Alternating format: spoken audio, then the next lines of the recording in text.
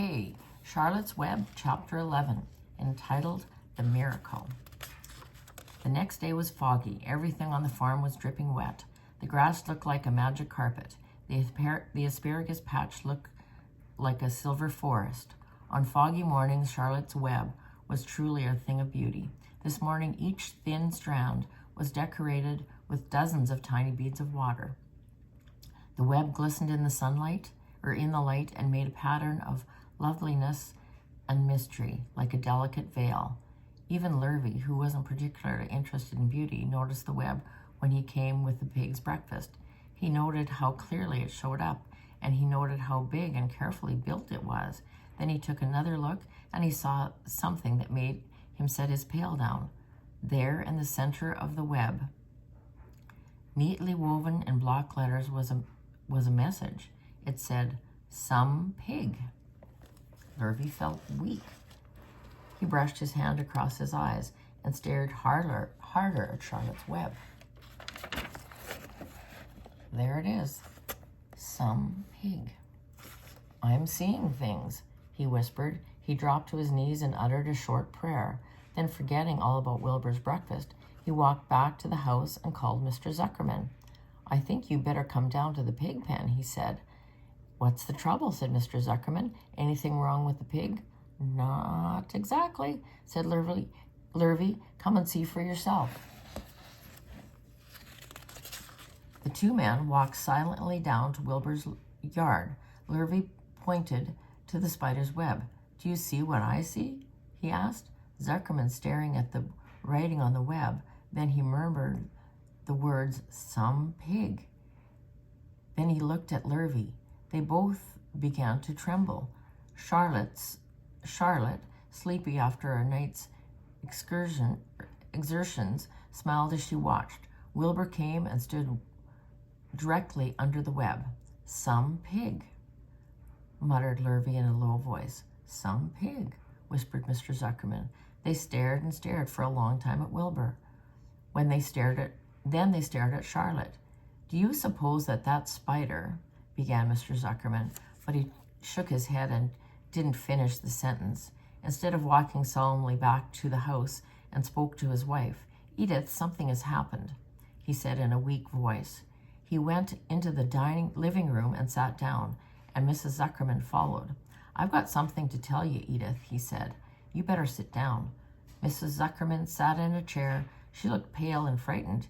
"Edith," he said, trying to keep his voice steady, "I think you had best be told that we have a very unusual pig."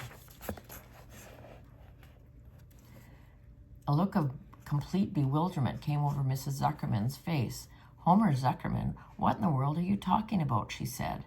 "This is a very serious thing, Edith," he replied. "Our pig is completely out of the ordinary." "What's unusual about the pig?" said Mrs. Zuckerman, who was beginning to recover from her scare. "Well, I don't really know yet," said Mr. Zuckerman, but we received a sign, Edith, a mysterious sign. A miracle has happened on this farm. There is a large spider's web in the doorway of the barn cellar right over the pig pen. And when Lurvy went to feed the pig this morning, he noticed the web because it was foggy. And you know how a spider's web looks very distinct in a fog. And right sprang in the middle of the web, there were the words, "Some pig." The words were woven right into the web.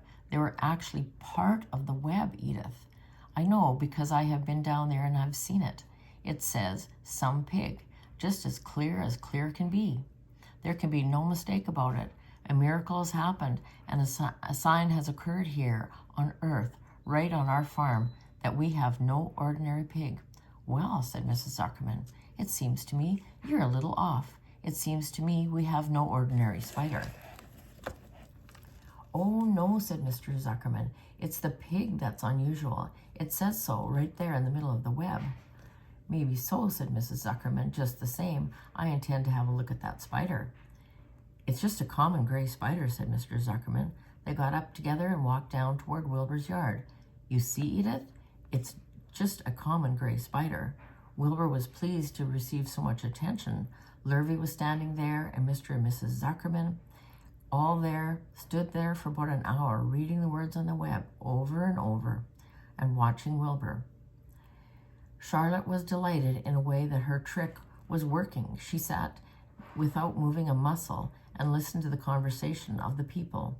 When a small fly blundered into the web just beyond the word pig, Charlotte dropped quickly down and rolled the fly up and carried it out of the way. After a while, the fog lifted. The web dried off, and the words didn't show up so plainly. The Zuckermans and Lurvy walked back to the house. Just before they left the pig pen, Mr. Zuckerman took one last look at Wilbur. "You know," he said with an important voice, "I've thought all along that that pig of ours was an extra good one. He's a solid pig. That pig as solid as they come."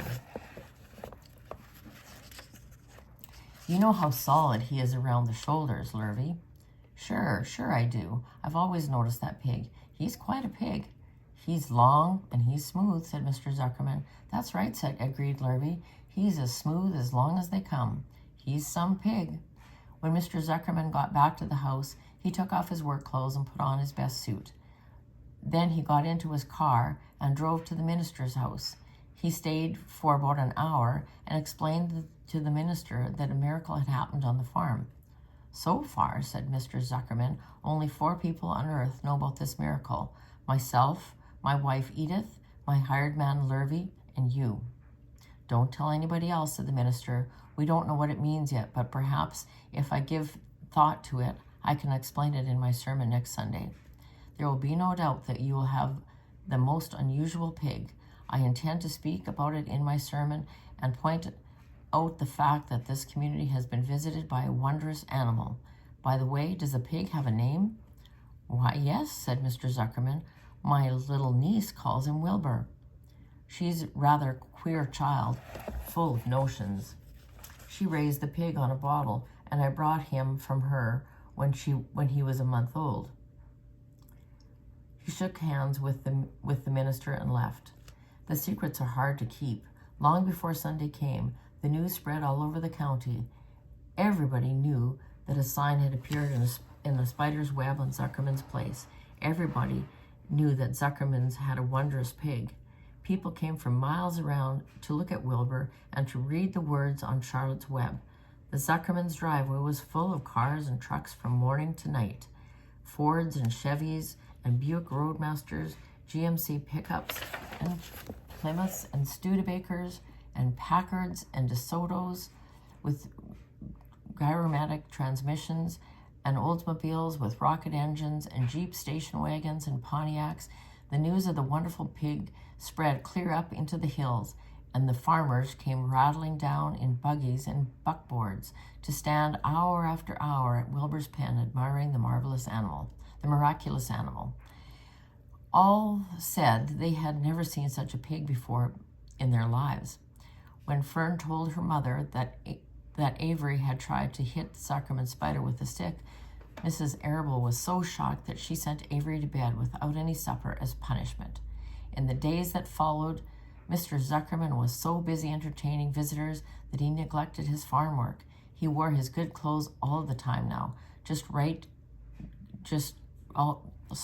He wore his good clothes all the time now, got right into them when he got up in the morning. Mrs. Zuckerman prepared special meals for Wilbur.